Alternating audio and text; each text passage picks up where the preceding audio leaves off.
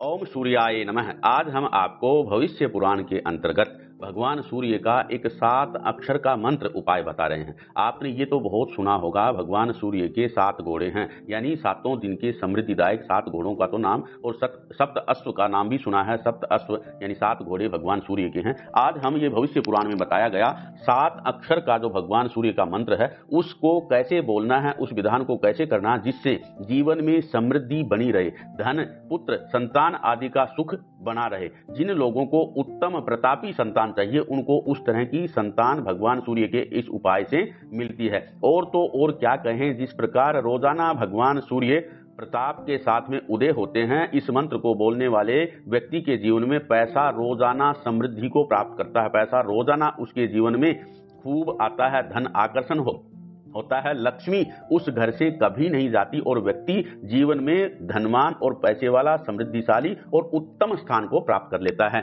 इस मंत्र का जाप करने वाले व्यक्ति को कोई भी अगर रोग है तो वो रोग से मुक्त हो जाता है। राज्य भ्रष्ट लोगों को वापिस राज, सत्ता, सुख मिल जाता है। और तो और क्या कहें, स्वयं भगवान सूर्य ने कहा है कृष्ण भगवान से कि अगर इस मंत्र का इस विधान से कोई जाप करता है तो उसे संतान सुख की तो प्राप्ति होती है। कोई सुयोग्य कन्या अगर इस मंत्र को जाप करती है तो उसको सुंदर प्रतापी वर मिलता है और सुयोग्य पत्नी प्राप्ति का वरदान भगवान सूर्य की कृपा से मिलता है। जो विद्यार्थी उत्तम विद्या, सद्विद्या की सिद्धि चाहता है तो उसको भगवान सूर्य की कृपा से सद्विद्या की प्राप्ति होती है। और तो और क्या कहें, अपना जो भी अभीष्ट हो वो सूर्य भगवान की कृपा से इस मंत्र के प्रभाव से उसे मिलता है। भविष्य पुराण में बताया गया ये उपाय इस तरह से है और मंत्र ये है ओम खखोलकाय स्वाहा। ये 7 अक्षर का मंत्र है। आप किसी भी तीर्थ में पहले मिट्टी लगा करके स्नान कर लें और घर में है तो तीर्थ में लाई हुई मिट्टी अपने शरीर में लगाएं, गंगा जल आदि से स्नान करें और उसके बाद प्राणायाम और अपने नाम गोत्र आदि का